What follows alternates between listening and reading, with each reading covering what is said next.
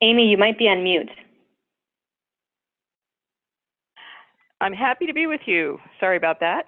I will explore what we have learned about organizations who should seriously consider a feasibility study when they're considering a campaign, and we'll explore what some unexpected benefits are of the study process.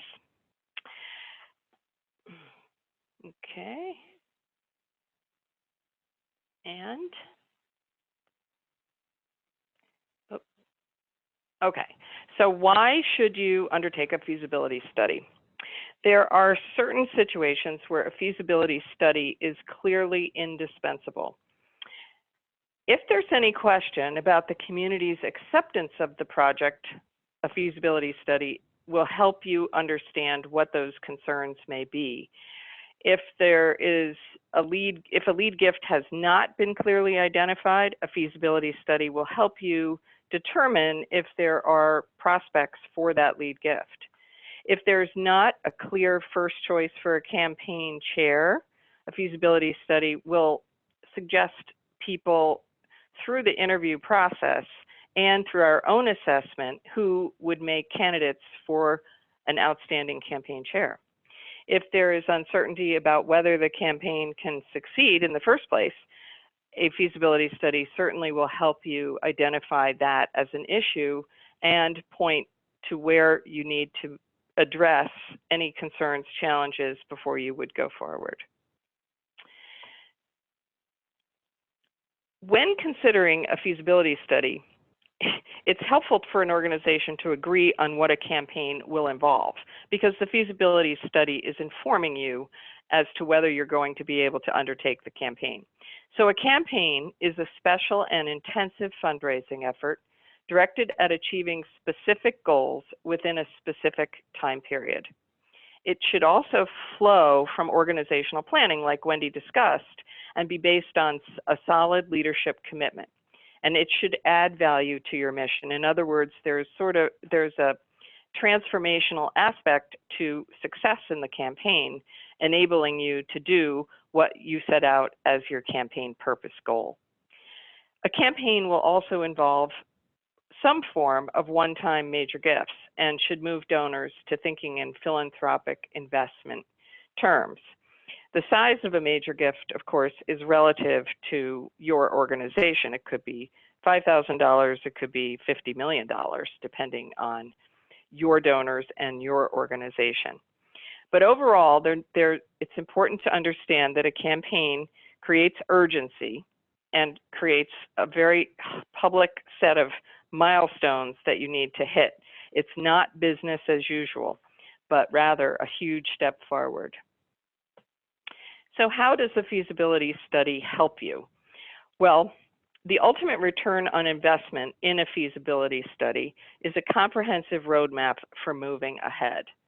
So a study is going to help you establish goals and milestones for the campaign. It's going to help you engage volunteers in the campaign's success and prepare campaign cabinet leadership. It will set best practice campaign infrastructure from the beginning, so you'll be able to address whatever staffing or systems issues need to be strengthened before you begin. It enables you to, it'll help you craft the kind of communications that need to be created for your campaign in your community. And it will support the board in its decision-making about the campaign with substantive facts and evidence and a plan and a solid budget. There are 6 areas that are analyzed when the Alpha Group conducts a feasibility study. And these reveal important insights for you and point to action steps. So the first, over on the right, is the strength of the appeal of the purpose goals identified for the campaign. The second is the gift potential among top prospects and donor sources likely to support your campaign. The potential campaign leadership, whether there are people, including board members or others, are willing and able to solicit gifts, which is both determined from their own testament to that effect and through our assessment. The climate and timing for a campaign is another area that is assessed in a feasibility study. What's happening in your community relative to potential major donors? This could include other campaigns which you might have to compete with, the local or national economy and where it's trending and how people view it, the stock market specifically, which we have observed over time has a big impact on major gifts, and whether the project is yet fully developed and how long it will take to complete those plans. Then there's the internal readiness that we assess, where we look at the staff, we look at the systems, we look at policies and procedures that you have in place and that you don't yet have in place, and we look at the capacity of the organization to provide donor stewardship and good communications throughout the campaign. And finally, the feasibility study will point to a very clear understanding of your image and reputation as an organization. It will assess the confidence level in the current leadership, if there are any leadership changes that have taken place. It will assess how the community is responding. It will identify issues that may have occurred in the organization's recent past and how people are responding to those issues today and their willingness to support the campaign. In other words, the study will really generate important findings in each of these 6 areas that will enable you to focus on what steps will be needed to take in order to position the campaign for success. So it's important to know that there are corollary benefits of a study, important benefits that aren't the traditional assumptions that people make. So the first is the study is the opportunity to ask your donors and key leaders for their thoughts and opinions. So that becomes the first step in engaging people who are going to be important to your campaign success. A second opportunity is to strengthen the case for support that will be made for your campaign, because we'll be testing your initial ideas about that when the interviews are conducted, and focus groups and a survey, if you opt for all of those options in the study. The third opportunity is to identify and address, holes in your infrastructure. So what does your internal capacity need in order to be strong enough to carry the campaign forward? A fourth opportunity is to identify other challenges that the organization likely will be facing in the course of a campaign timeframe, which could be 3 to 5 years. So to the extent we can anticipate those challenges, which we refer to often as headwinds, the study really helps the organization face those squarely and with courage in order to take steps rather than ignore them. And then, of course, to capture the tailwinds.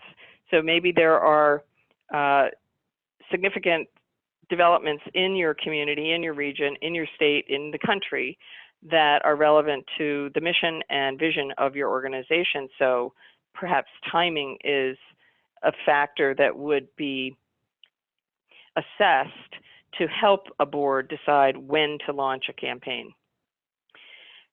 Addressing critical issues that emerge during the course of a feasibility study is an important area for some organizations. Some don't have any critical issues that might come back to bite you, but if there are, they will come up during a feasibility study. They may have been percolating and the staff may be somewhat aware of them, but they're not being looked at squarely by the full board. And a feasibility study will bring those forward. And finally, the feasibility study truly starts to build momentum for your campaign. You have people, important people, starting to think about the project that you're proposing to advance and thinking about their own potential gift.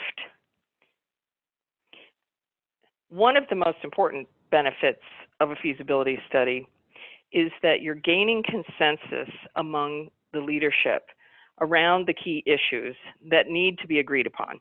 Of course, the first would be the financial goal and its achievability. Another is related to the leadership roles that will be needed in a campaign. And there is consensus that emerges at the end of the study on what roles we need to have filled. There's consensus on the timing of the campaign, and also importantly on the impact of the campaign on your operations. There are often concerns about that, and so especially when there are concerns, a feasibility study will very directly look at the potential for that to impact your operations, either positively or negatively. You will gain consensus that a campaign is the right strategy. There are alternatives, which we can talk about too, to a campaign sometimes to achieve your goal.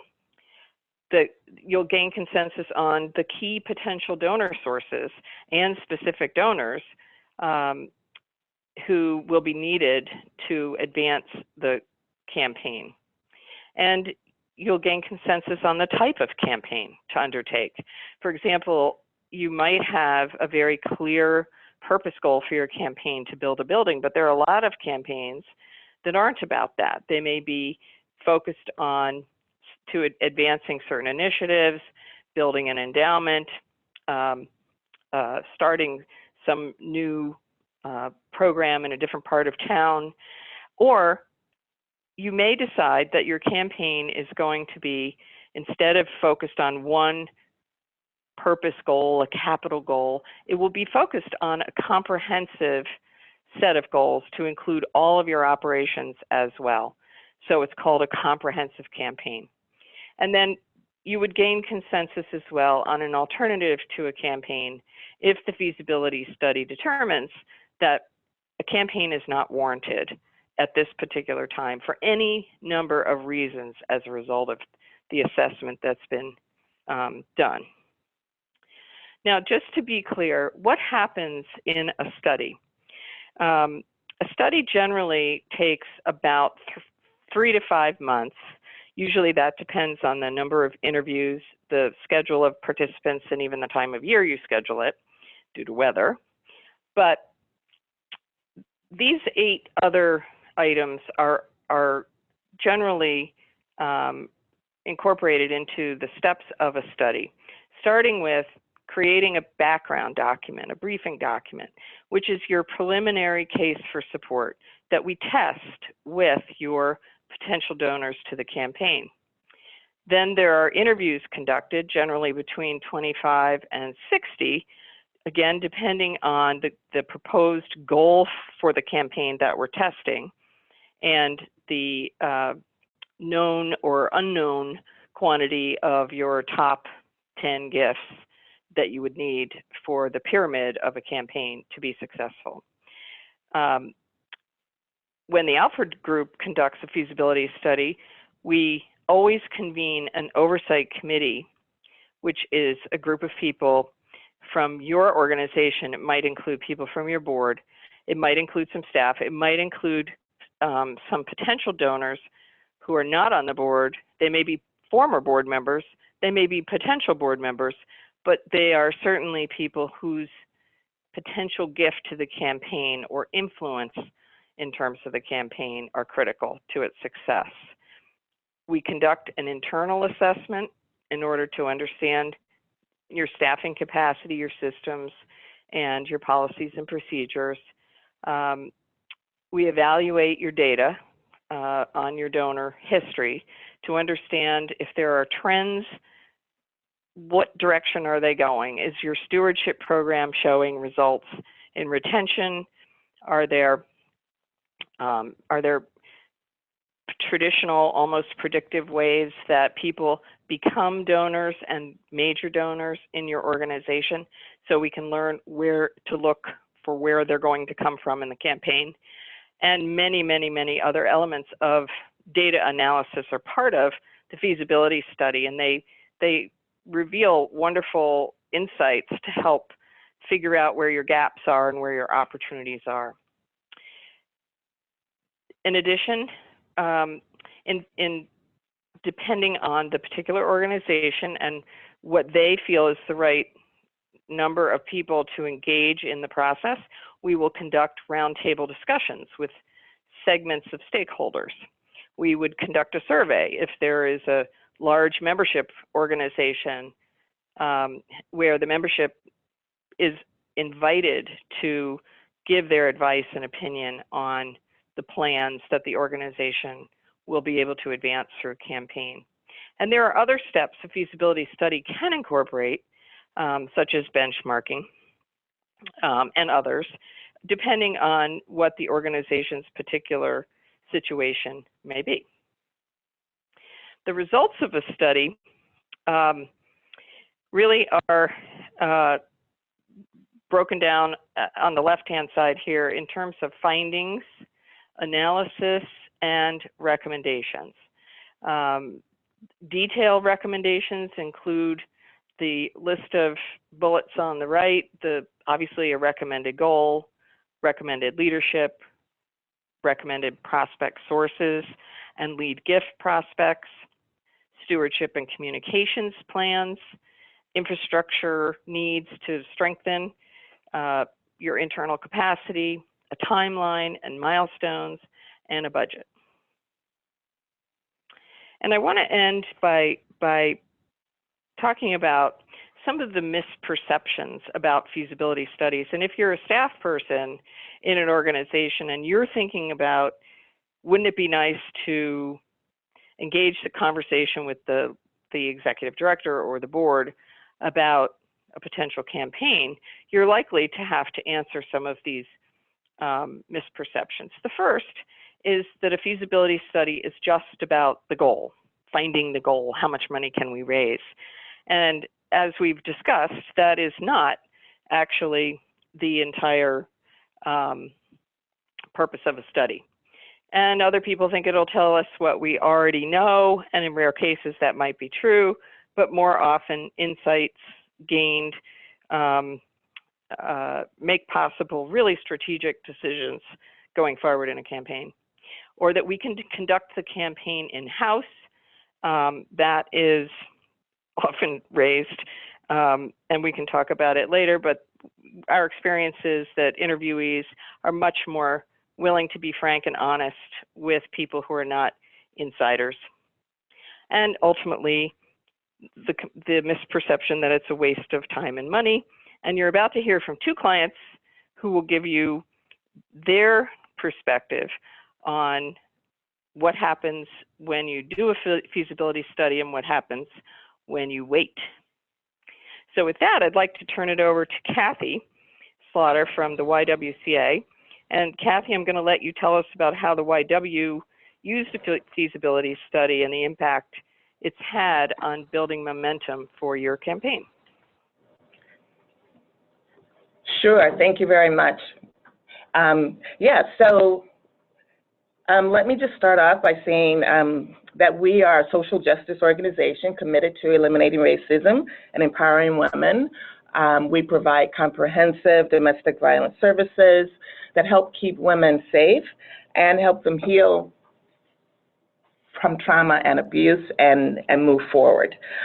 We also focus on financial education and job training and job readiness, racial and gender equity education and training, and we have a very large aquatics program where we focus on access and opportunity for all children to learn how to swim. In terms of our campaign, we have initiated an $18.5 million capital campaign to build a new family support center, including residential emergency shelter, and 5 new education and training classrooms, along with renovations to our aquatics program and additional parking. We are very close to our campaign goal. We still have a little bit to go, but we have raised $14.3 million to date. So we're excited about that. And we did a feasibility study. Obviously, we are, I think, sort of a classic case of why one needs one, and that it does help. So we did our feasibility study in spring of 2018. Working with the Alford group, we went through, all the steps that were just mentioned. We did our pre-launch phase was in the summer and fall of 2018, and we did get our lead gifts during that time. We also got our board to support the campaign. They were totally on board. So that meant that going into our quiet phase, which we launched in January of 2019, we went into the quiet phase with about $9 million already committed and 100% board support, that being both in pledges as well as volunteer time and energy. And then we expect to go into the community phase in early 2020, probably more like spring of 2020. So, I just want to say on the next slide that for us, the feasibility study highlighted some key areas that we identified were important and really laid a roadmap for us to follow. One was that the study highlighted or we gained insight regarding our image, our appeal, our reputation in the community. And I put that one first because, having a third party ask our donors, ask community leaders, ask volunteers what they thought of the YWCA, what they thought of our project, that was key. And I think we got good information and insight that we would not have gotten had we been out asking those questions.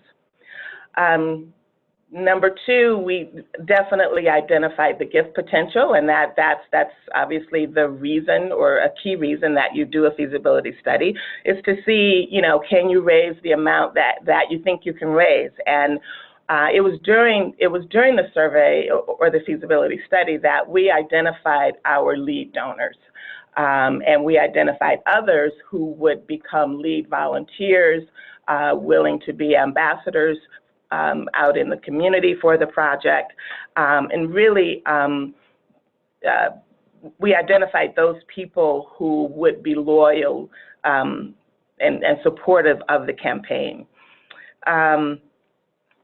Which was number three, that we identified our leadership, we identified our campaign chair, and we identified the volunteer support. And that was a little bit of a surprise to me, but certainly, in the feasibility study interviews, that was one of the questions, would you be willing to support the campaign financially?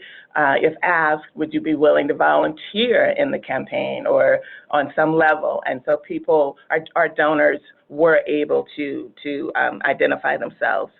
And then lastly, the feasibility study identified, or shined a light on our internal readiness to handle a campaign. Did we have the staff capacity? Did we have the technology in place in terms of our donor database? Were we able to manipulate the data, to be able to pull out, analytics and key and donors as well as prospects, and also what was our infrastructure weaknesses. And we did identify one, I think, major weakness, which I'll talk about next. In terms of infrastructure, one thing that came out of the study was that we needed to communicate our impact better, and I would say more clearly. And, you know, this is something that we know that we've kind of struggled with over the years because we have a big mission. Our mission is to eliminate racism and empower women.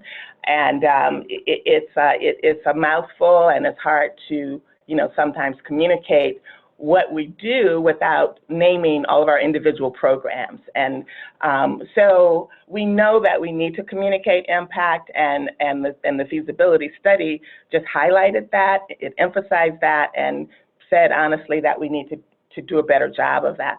What was recommended was that we hire an impact measurement manager, and that's Rachel on the screen, who does a fantastic job.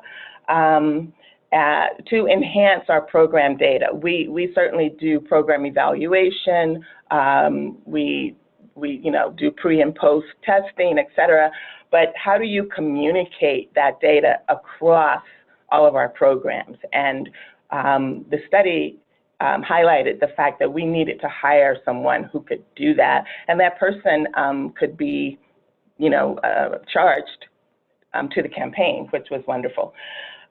Study also highlighted that we needed to hire an administrative assistant for our CEO and for me, and we did that as well, and that person has become the project manager for the campaign. I was doing that for a while, and it can be overwhelming because I'm also trying to, you know, oversee all of our operating support and all of our fundraising activities. So having that again come through as a key finding or key recommendation, I should say, of the feasibility study was great and gave us, you know, good ammunition, if you will, for making sure that we could hire the support that we needed. In terms of, I think I actually talked about this a little bit, but as I said, it did come out in the study that we need our communications to be clear. We need to speak with a louder voice. We need to really work to tell the community what we do and to show the community what we do. So on the screen there, you can see that that's the cover of our campaign brochure, and we really decided to focus on 4 pillars of our work, and that's what's included in the brochure. So we put money into hiring the graphic designer, hiring a writer to really pull together a nice package. We have a whole campaign packet, which includes the brochure as well as our geographic area. You know, came out in the study that people don't necessarily know how large our area is, our service area. So we have a map. We have some research that we did around children and domestic violence and the impact of trauma on children. So, you know, there are several documents or material in the campaign packet that, you know, I'm not sure we would have thought to do all of those if we hadn't done the study. So that's our communications. And then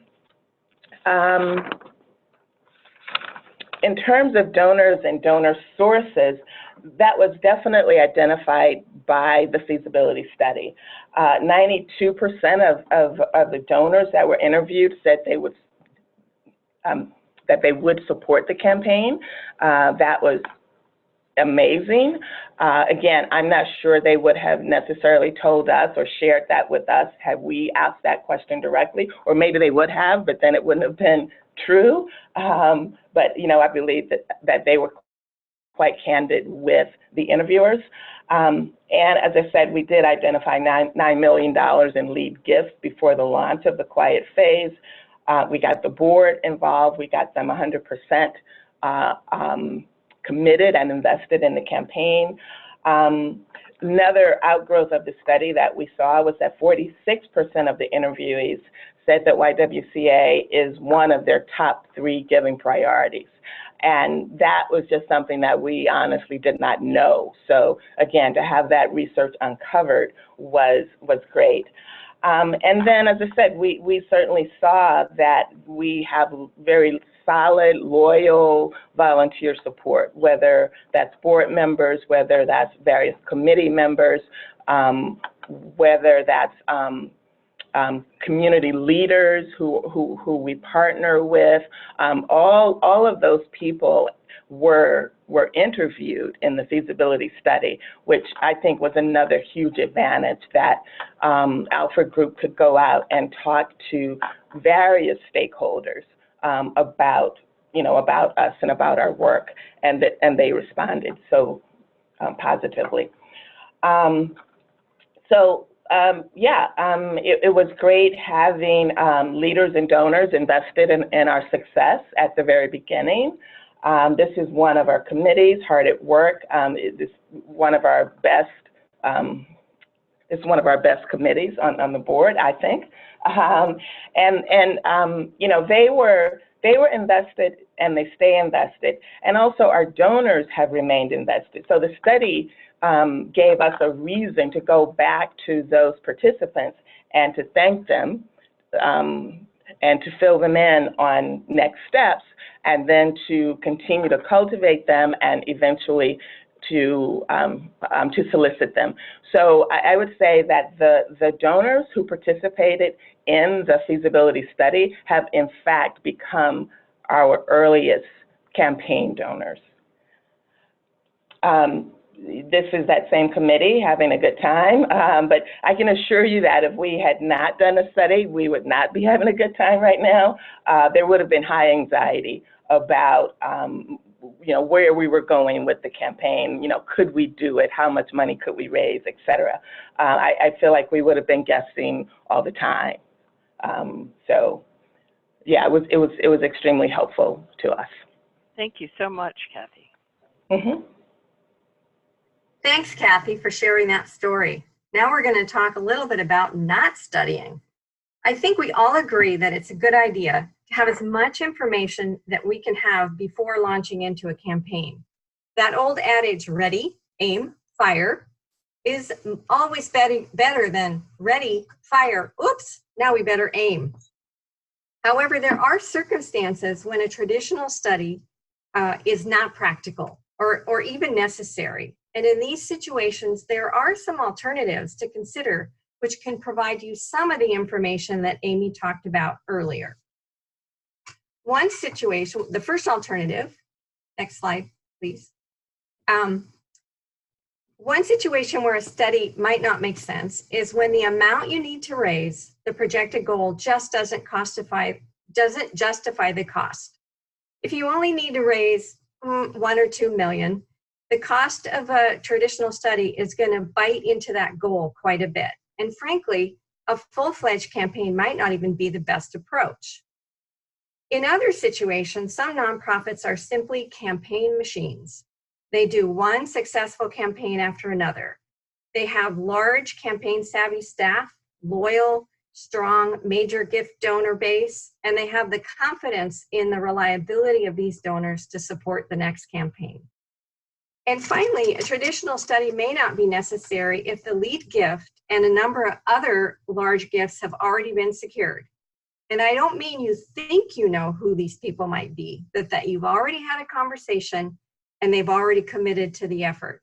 And you have strong confidence where the rest of the money will be coming from. In the next alternative, so I'm going back to the first example, when the amount you need to raise isn't enough to justify the cost of a full study.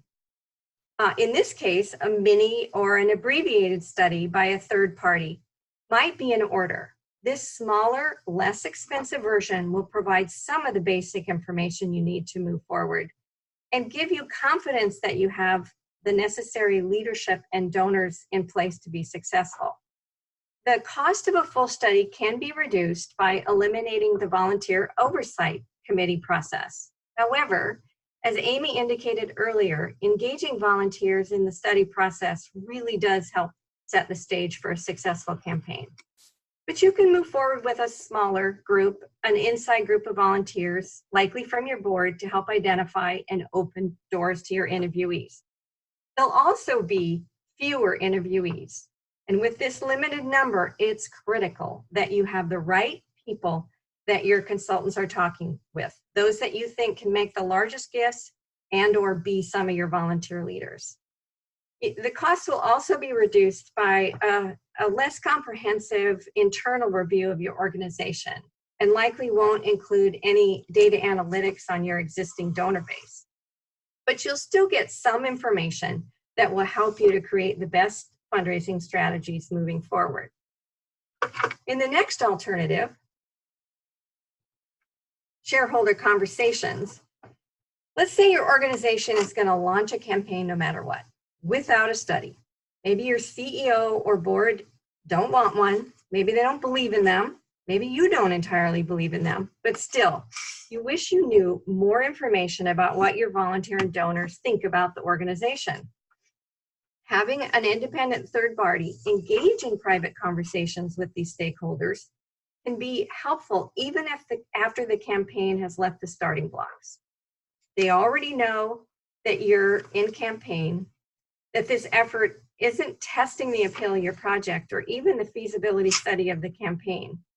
The train has left the station, but really testing messages, leadership ideas, who other donors might be, and anticipated opportunities and challenges will give you some information to help move forward with your campaign.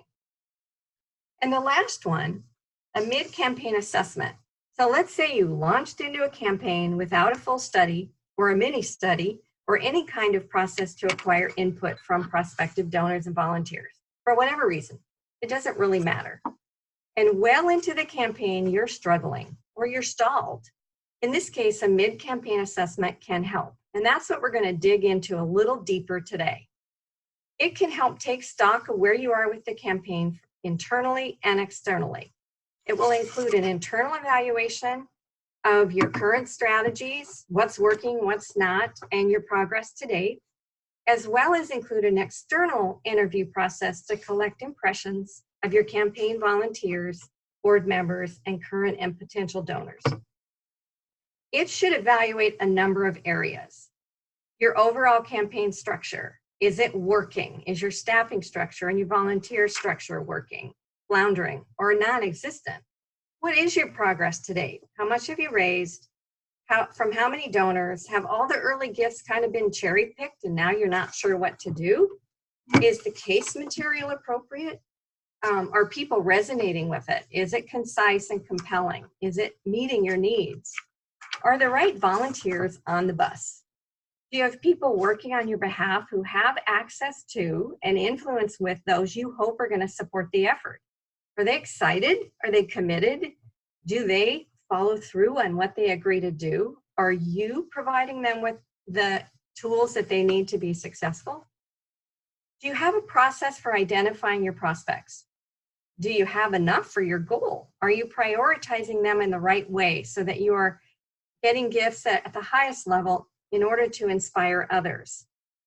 Have the engagement and the cultivation strategies that you've been using working? Are people showing up to things? Are the staff and the volunteers prepared to solicit people? Have they received the training and the coaching they need? Are they even willing to ask people for gifts? And if the campaign's been underway for a while, are you stewarding those donors who gave you gifts early? And are you looking at ways to encourage their help as the campaign continues? Do you have the communication strategies in place as the project and the campaign continues to unfold, because it's likely taking longer than you planned? And last, but certainly not least, you have the infrastructure, the staff, the systems, the accounting and reporting mechanisms, and data management in place to keep track of everything. The result of this internal and external scan will help you form recommendations for moving forward and jumpstarting or accelerating your campaign. So now we're going to move to a case study.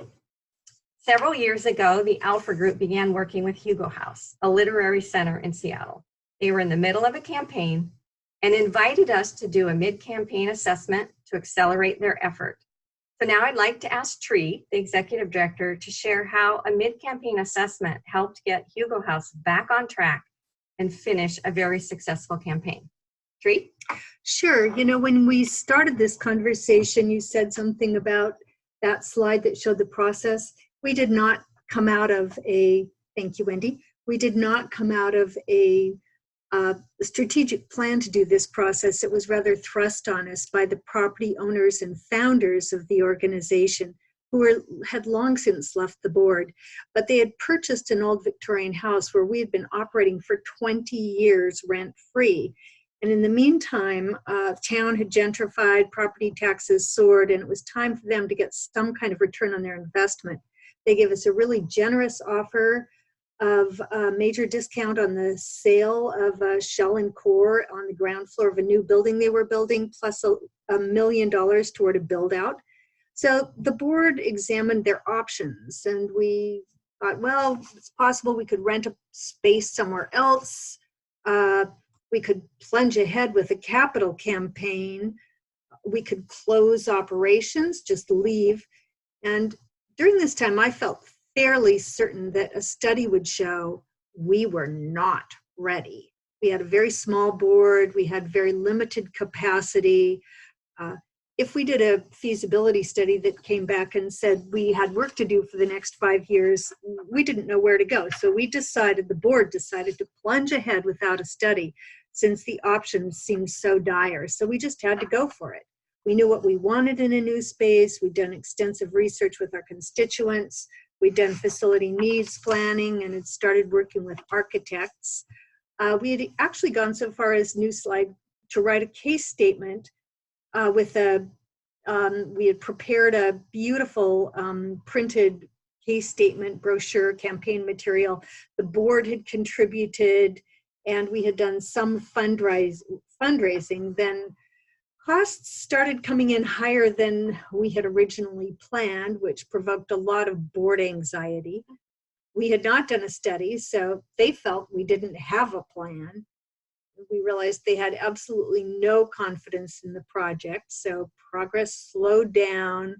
Actually, one member said he didn't want to ask his wealthy friend in case the project failed. He didn't want to be embarrassed. So this was kind of a problem. There was a lot of turmoil with the project, and that's when we began working with the Alford group on a mid-campaign assessment. So they reframed the project, made it much more concise and clear, clarified the story, simplifying the narrative on financial need. They had been much more, it had been much more complicated than it needed to be before, and they augmented the case material, advised on capacity, helped us recruit new volunteers for the capital campaign. They also, and this was really critical, helped us set up systems for donor management. I don't expect anyone to really be able to read any of this, but they helped us with gift charts, a donor pyramid, taught us how to track activity with a huge number of prospects, and gave us the tools that we needed to track our prospects, which helped us focus our campaign volunteers on what they needed to be doing. They also helped educate our board and volunteers, increasing the understanding of board members about the campaign and their role in it. They helped us focus on the right people at the right time. They did training for the board and the committee on the solicitations and helped us identify who are the most important prospects for gifts, and then to rate and prioritize those prospects. They also gave us a detailed timeline with milestones, checkpoints to evaluate progress. That really helped the board. They created a very useful thermometer made of books. They set goals and dovetailed with the construction needs, and gave us a timeline for different phases, like when the major donor phase would wrap up. The answer to that was actually never. It continued into the public phase, but I gather that's not uncommon. But they did give us a concrete date for launching the public phase, which was a major part of expanding our reach, including everyone in our community. So they really set us on the path to success, gave us concrete goals. New slide, please. And we began in 2015 thinking that we needed to raise 3.5 million. We ended up aiming for 7.5, new slide. And we moved into our new 10,000 foot facility. Is that the last slide or was there one more? Oh, right. Oh, sorry about that. I missed one. We moved into our new 10,000 square foot facility in September of 2018 with 6 classrooms for creative writing classes, an auditorium, public gathering spaces. It was designed by a world-class architectural firm, and we raised $14,000 above the campaign and transition budget costs. We finished, but more importantly, we built a sense of family and common effort through this process. So thank you, Tree. I need to say that it was so exciting for the Alford Group to partner with you and the vision for this new home. And for our audience's benefit, Tree and I are sitting in one of the beautiful conference rooms in the new Hugo house. So it's really fun to really see a project come to fruition. Now I'm going to turn it back over to Lucinda for our final survey question. Great. Yeah, so just the last poll here, just a fun way to kind of wrap up our conversation. So I'm going to launch this poll. And based on what you heard here today, and of course your own experience, what in your opinion is the most important benefit of conducting some sort of study? So there's lots of different alternatives as we've talked about. You could do a full study or a mini study, mid-campaign assessment, some sort of campaign planning phase before you launch into a campaign. And so this question, you can only pick one, unfortunately, because you probably want to pick all of them. But if you could prioritize this list, what is the most important element or reason to do some pre-campaign planning or a full feasibility study? So I'm going to leave this open for just a couple more seconds as people are voting and thinking about what's most important to you. So votes are still coming in. I'll give it just another 5 seconds. Okay, so I'm going to end the poll and I'm going to share the results.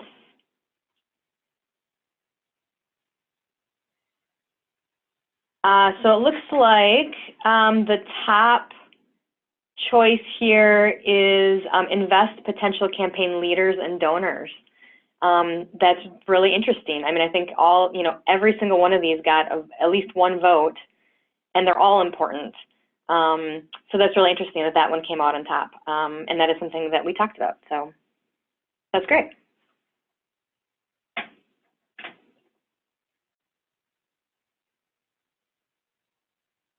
Wendy, are you still there? Are you on mute?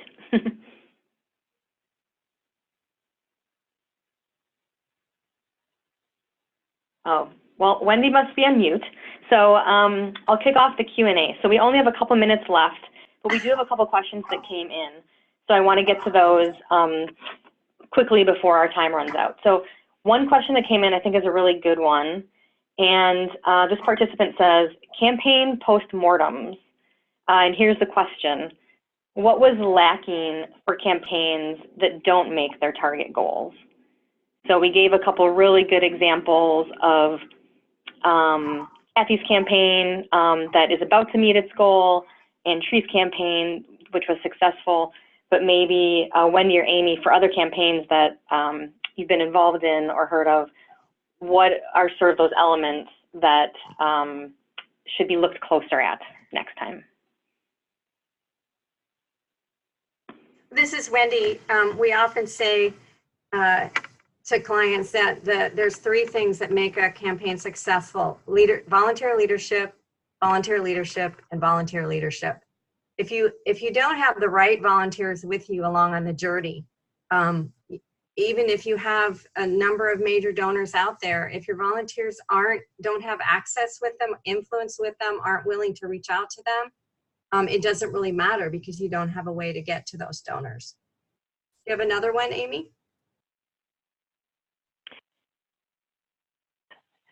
I think that's the most critical one, and I think the other is if the project was ill-conceived in the first place, and so the unraveling of the plans in the middle of the campaign can be a very impactful negative influence on a campaign.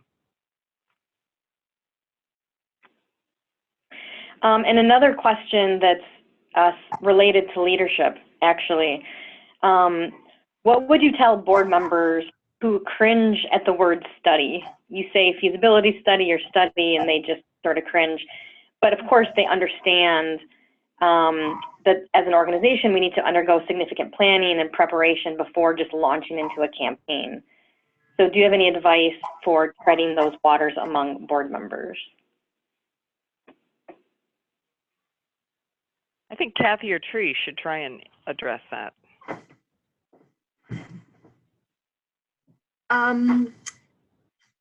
Well, you know, for working with board members, I mean, this was the area that I think Alford was most critical for us. Was there were times that I don't think we would have made it through this campaign had Alford not been there to run interference with the anxiety on the board and just give them the assurances that you never know where the money is coming from. You're always looking up until the very end of that campaign. And it was true with us. The last minute, we got a really unexpected $500,000 gift in that finished the campaign. And yes, this is Kathy. I think one thing that helped us a lot in terms of that is that we started with a campaign planning committee. So, you know, it wasn't even after the campaign had started. It was really as the project was even being discussed, we had a committee. And so very, very early on, we had board members who were invested and committed, and they got regular progress reports on the feasibility study. They participated in some cases. So there was just a lot of buy-in very early on. That's great. Thank you both so much. Unfortunately, we are out of time. If we didn't get to your question, feel free to contact us, and our contact information will be on the last slide here. Before that last slide, I just wanted to mention again that this is the first webinar in a series of webinars that we are hosting this month, and they're all free. So they're listed here. You can see them. We encourage you to sign up, to share it with your colleagues, ask your colleagues to sign up. The next webinar is very much situated to follow on to this one. So we just talked about feasibility studies today, and the next webinar is all about the actual fundraising campaign and what that looks like. So please join us for additional webinars. If we didn't get a chance to answer your question, send us an email. All of our emails are here, and we would love to get in touch with you and chat more about to study or not to study. So thank you for joining us today. We really appreciate your time and attention, and we hope to see you on the next webinar. This concludes today's session, and we will now disconnect. Have a really great day, everyone.